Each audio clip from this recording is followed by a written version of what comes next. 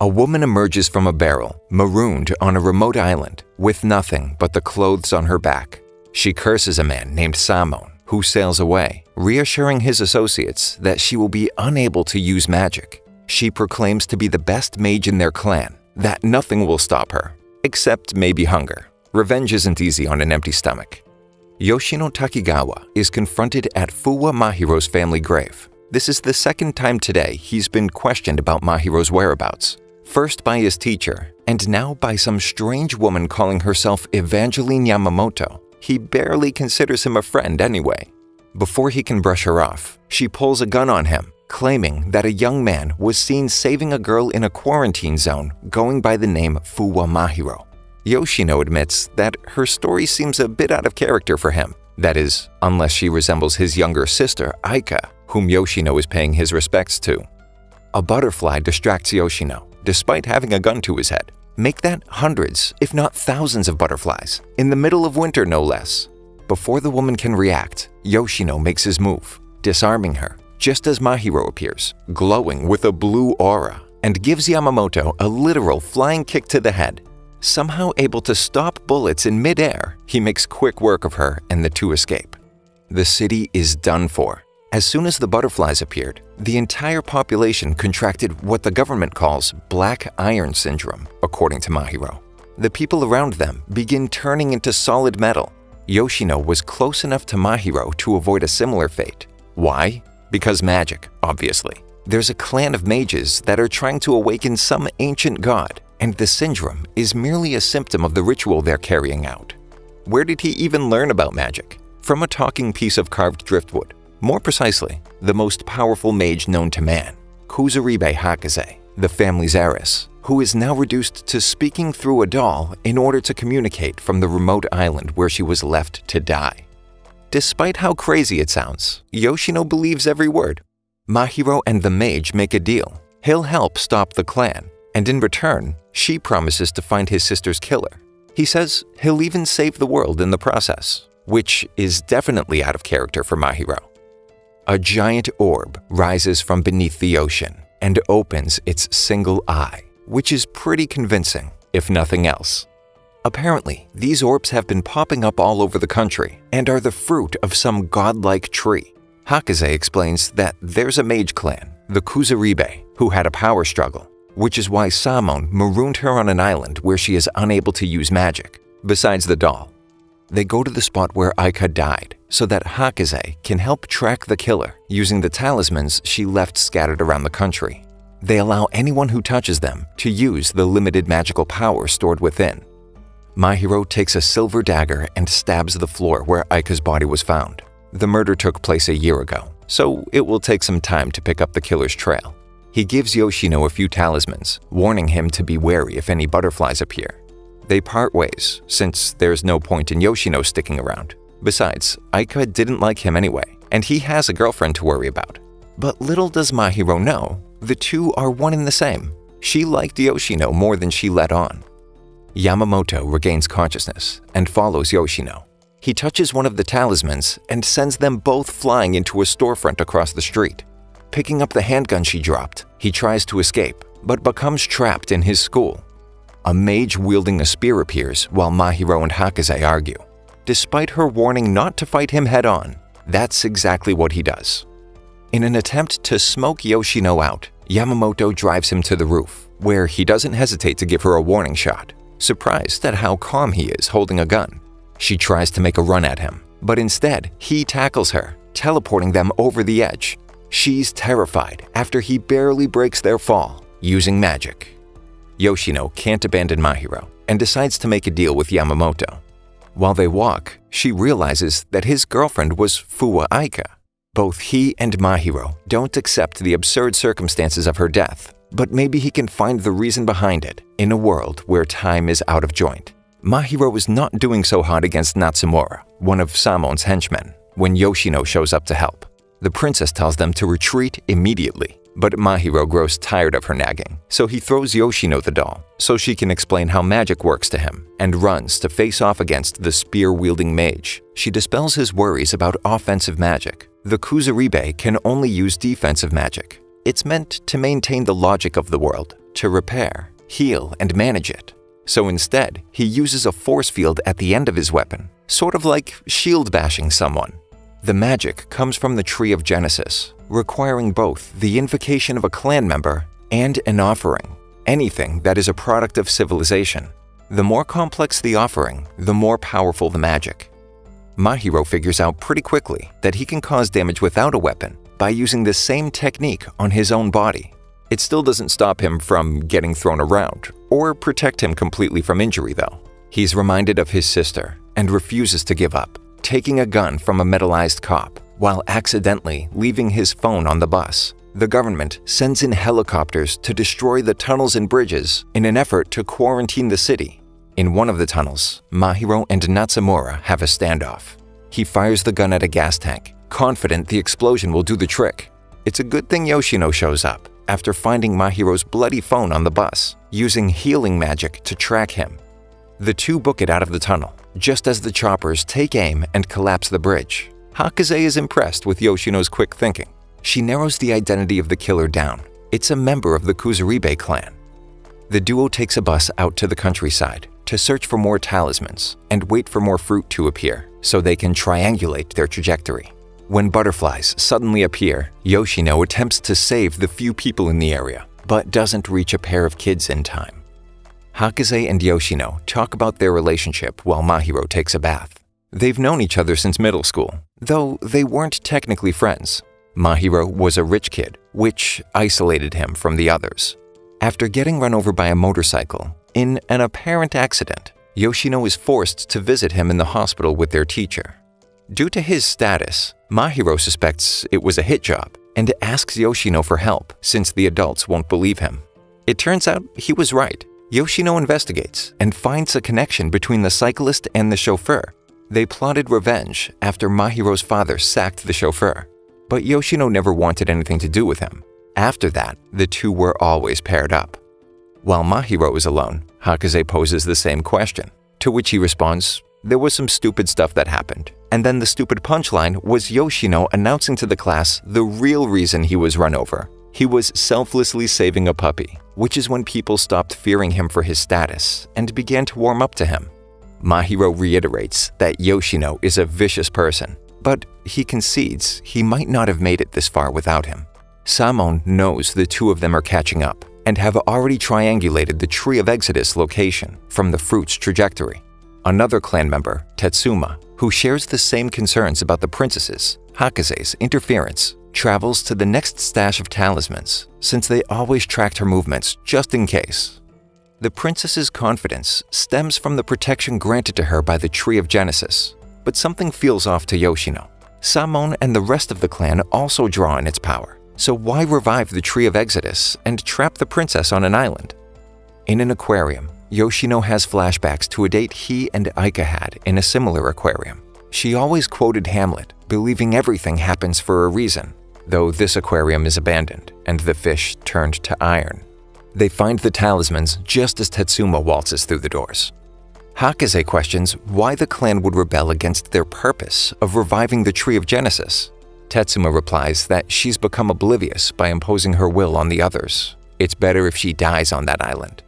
One of the talismans they retrieve is the exact same necklace that Aika gave Yoshino, making him question the veracity of fate. Maybe she was right, but why then was she brutally murdered? Mahiro devises a plan to flood the place and threaten to electrocute Tetsuma and his henchmen, allowing the duo to escape without facing a real mage head-on. Hakaze sends them to meet Junichiro, who's holding onto a special talisman that will turn the tide in their favor. Only one obstacle stands in their way, the secret password. Boobs that don't shake aren't boobs at all. They're in. But they find it strange how Junichiro talks about the princess in the past tense until he claims that she's been dead this whole time. He verified the body himself, even though all that remains is her skeleton. He doesn't want to know their plans, since he's neutral in the clan's dispute and isn't actually a true member of the clan and can't use magic. The two of them ruminate on this new development while riding the bus. Out of nowhere, the ground starts shaking and there's a sudden influx of butterflies. people begin turning to iron as another one of the Tree of Exodus' giant orb-like fruits emerges from beneath the earth. Mahiro tells the bus driver to floor it. He'll be safe as long as he's near them. The princess gives them permission to move in on Samon's location. Meanwhile, Natsumura meets with Junichiro and asks him to join their side and give up on remaining neutral. Junichiro levels him with ease and warns him that Samon wouldn't appreciate his actions. Junichiro wonders whether Mahiro and Yoshino are aware that the Tree of Genesis has a higher likelihood of ending the world. Yoshino is taken off guard that night when Mahiro asks if he knew Aika had a boyfriend. Hoping he hadn't been found out despite all the evidence right under Mahiro's nose, he replies that he couldn't picture it, wondering if his face gave anything away. They open the briefcase to discover the special talisman is a gun wrapped in chains, which seems odd given that the others have all been trinkets more or less.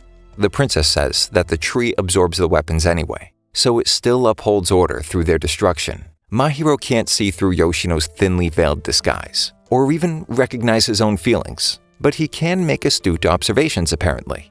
They're surrounded by armed soldiers. The two jump into action, but Mahiro gets knocked out and Yoshino is taken. Although it's not against his will, he's made a deal to obtain some insurance, as well as a handgun in case things go south. The government agency's forces plan to launch a full assault on the Tree of Exodus. Mahiro saves Yoshino from his captors, but seems not to suspect him in any way. The two decide to rest in an abandoned bus for the night, and Yoshino wonders what Mahiro will do after getting his revenge, while Mahiro wonders why Yoshino always stares at his phone. Yoshino dreams about the time he, Aika, and Mahiro spent at their summer home, trying to keep their relationship from Mahiro, but suddenly wakes up to the special talisman's barrel pointed right at his head. Mahiro laughs and tells him to get ready to head out. Samon notices the forces approaching. There's practically an army marching on the location of the Tree of Exodus. It's too soon. He wasn't expecting they'd find him and launch an assault that fast. He orders the mages to focus their energy on maintaining the shield instead of concealing their position when he's informed that the barrier has been breached by the duo aiding Hakaze. Samon intercepts them. Standing beside a barrel, he tries to explain that all the destruction thus far was due to the Tree of Genesis trying to halt the Tree of Exodus reawakening. Since it feeds on the innovation and fruits of a civilization, it has the potential to consume everything. The breakdown of logic and order will cause the Tree of Genesis to hit the reset button on the entire civilized world. Samon poses the question of whether Mahiro is willing to destroy the world, but he already knew about the possibility of the collapse of civilization and doesn't care either way. He just wants the princess back so he can find the killer and avenge Aika. But Samon retorts with the possibility that she's already dead, opening the barrel and revealing the skeleton Junichiro confirmed as Hakaze's. To prove his point, he asks the princess what year it is, and her response shocks Yoshino and Mahiro. She's 2 years off, and by her own count, has only been on the island for 4 months. It seems like time really is out of joint. To avoid enacting the Tree of Genesis' wrath by killing her himself, Samon left her to the elements and waited for nature to do it for him. Yoshino is about to give up and hand over the talismans when Mahiro makes a new deal. If Samon can find his sister's killer, then he won't pull the trigger. He agrees, but when he learns that it's someone within the clan, he doesn't believe that anyone would willingly give up their magic by using it for destruction. Yoshino picks up the doll to speak with the princess. When she mentions Hamlet, he has another flashback to a time when Aika was alive. Revenge, a mage, an island, a tragedy that doesn't end in tragedy, the Tempest. Natsumura meets Yamamoto on the battlefield, but she has the talismans that Yoshino gave her, and she won't make it easy for him, even if it's the last thing she does. Samon is baffled when Yoshino tells Mahiro he will reveal the identity of Aika's boyfriend if he changes his mind and helps the princess, or at least hears him out until Samon can find the killer. Not even the princess can believe her ears. The whole fate of the world is in the balance, and the mere mention of a boyfriend completely changes everything? Yoshino reasons that they must have been in the Tree of Genesis' favor, or else everything up to that point would have been pure coincidence. And that's even more ridiculous than the events themselves. Yamamoto goes head-to-head with Natsumura to save the enemy artillery from disintegration and hopefully buy enough time to stop the tree's revival. Yoshino goes on to argue, with the help of Mahiro, that Simone's plan was to make the princess lose all hope when she found out about already being dead by the time they got to the tree and being powerless to fulfill her bargain and aid in its destruction. That is exactly what he planned on, creating any disadvantage he could to render the princess helpless. But they haven't quite figured everything out. How does he plan to bring her back then? Wouldn't a time paradox be created? Samon built in redundancy and thinks he has them beat, but Yoshino proposes that she was trapped in stasis for 2 years before even going to the island without realizing it, so she would believe it without question. Despite being wrong, he makes Samon drop his sword, unable to believe this kid is actually convincing Mahiro. He has no idea what's happening right now. So Yoshino asks for proof of this time prison Samon swears exists. It doesn't matter though. If the talisman is activated, then he'll have to bring back the princess himself regardless. He comes up with a plan to prove the time shift. The princess can carve something into the barrel, and if it shows up in the future, they'll have no choice but to accept the truth. It doesn't matter though. Yoshino's gambit was to make Samon panic. Hakaze details how the dolls work. They must be roughly the same size and shape, and imbued with some piece of the caster. She soaked them in her own blood. They already have a piece of the princess, in the shape of a human, her skeleton. Samon is completely hopeless now. They've figured out his failsafe to bring the princess back. Meanwhile, Junichiro stops Natsumura for questionable reasons despite his neutrality in the matter. Samon plays his last hand, admitting that he hid an offering on the island, great enough to transport her body onto her skeleton in the future. Despite this, he tries to convince Mahiro that this is all the Tree of Genesis' fault. It must have caused Aika's death, and brought Yoshino and him here to save Hakaze. Junichiro convinces both Natsumura and Yamamoto that the fight is pointless, and that if he doesn't heal her, then he becomes a murderer, which is a serious offense within the clan. The killer would lose their ability to use magic. Forgiveness must be asked of the tree through a ritual, for which a high-ranking official determines whether it would be performed. The princess corroborates this, but if it were to happen, then they would not be caught in the web of magic after all. Samon uses this to try and convince Mahiro that it's all too convenient for the princess. Obviously, fate favors her, but what if fate favored him? Remembering his sister quoting the Tempest, Mahiro calls out both Yoshino and Samon for trying to buy time. Samon was stalling until the investigation results came back. If he brought the killer, then there would be no reason to tempt him to join his side and not Hakaze's. The whole time, trying to revive the Tree of Exodus before any action was taken. Samon receives a call telling him that it wasn't a member of the clan who murdered Aika. No one had done anything illogical. Everyone is shocked. While Mahiro begins to lose it, the princess has a revelation. Since she serves the Tree of Genesis, the only other person who could escape the web would be the mage serving the Tree of Exodus. Since trying to revive the Tree of Exodus, the one who serves it must have been unleashed. It's the princess's duty to decide when to revive the Tree of Genesis, which most likely means it's the Tree of Exodus mage who must approve its revival. Mahiro figures that if it was the Exodus mage, then Samon's logic falls apart and his argument has no weight. He falls to his knees in defeat, unable to accept that the princess now has the upper hand. On the battlefield, Junichiro and the others watch as the Tree of Genesis rapidly grows, tendrils protruding out of the earth, surrounding the Tree of Exodus. But he doesn't believe Hakaze approved it yet. Mahiro hesitates. What kind of reversal of fortune goes this well? Samon might be involved, but the Tree of Genesis could have faked the existence of the mage. There's too much uncertainty, but even still, Yoshino prays that Mahiro will at least give the princess a chance. It could take hours to find the talisman, and by that time, the Tree of Exodus could very well be revived. If the Tree of Genesis really could produce miracles, then why hadn't...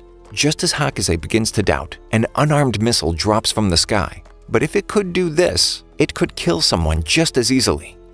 They prepare the skeleton and items for the transfer, as the princess swears to help find Aika's killer, for all the help Mahiro and Yoshino offered her, despite never really knowing the truth.